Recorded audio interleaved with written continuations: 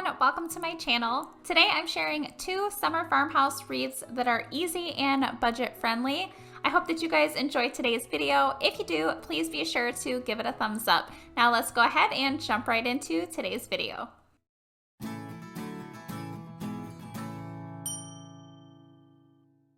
For the first wreath today, I'm going to be making a bee-themed wreath. For this one, I'm using this circle-shaped family sign from the Dollar Tree.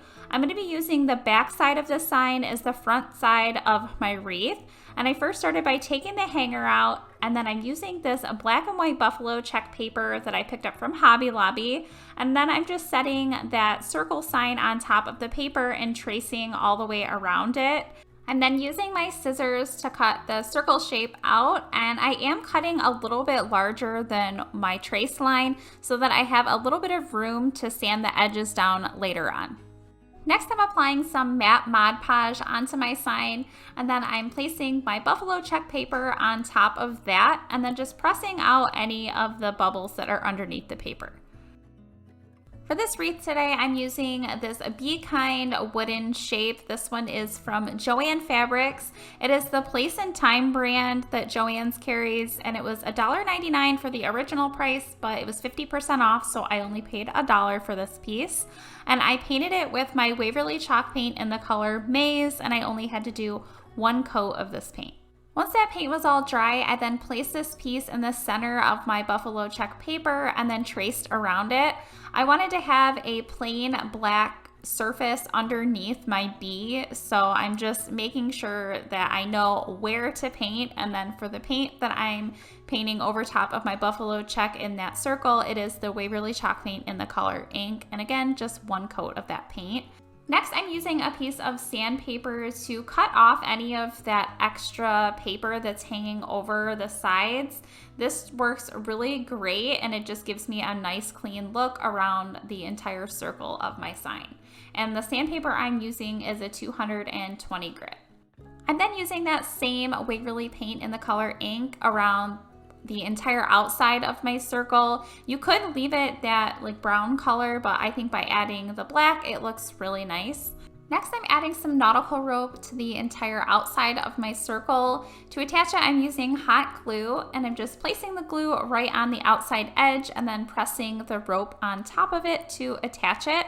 Once I had the nautical rope around the entire circle, I'm then adding some white cotton cord from Hobby Lobby, and I'm doing the exact same thing, just hot gluing that around the outside edge, only this time I'm doing it on the inside of that nautical rope. Now I'm using some hot glue on the back side of my Be Kind wood piece, and then just attaching that to the very center of my circle. And then to add some detail around the Be Kind piece, I'm adding some white cotton cord just around the outside edge of that circle, using hot glue to attach it. And then once I have the cotton cord all the way around, I'm then adding a piece of that nautical rope on the outside edge of the cotton cord. The greenery that I'm using on my wreath today are these boxwood stems, and these are from Walmart. I just cut a few little pieces of them off, and then I'm hot gluing those at the very top of my Be Kind piece over the cotton cord and nautical rope. And then I'm also adding some of this buffalo check ribbon. This ribbon is from Dollar Tree, and I just made a really simple bow, and then I'm cutting the tail ends of my ribbon into a diagonal, and then hot gluing that bow right in the center of those boxwoods that I added at the top.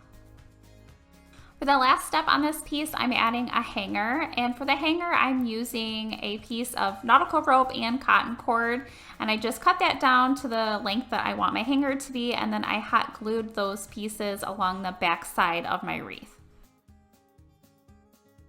And this is the Be Kind summer themed wreath all finished. I think it turned out super cute, and it was really easy to create. It's a little bit different than your average everyday wreath, and I just love bees for summer. Before we get into the second wreath today, I do want to talk about today's collaboration.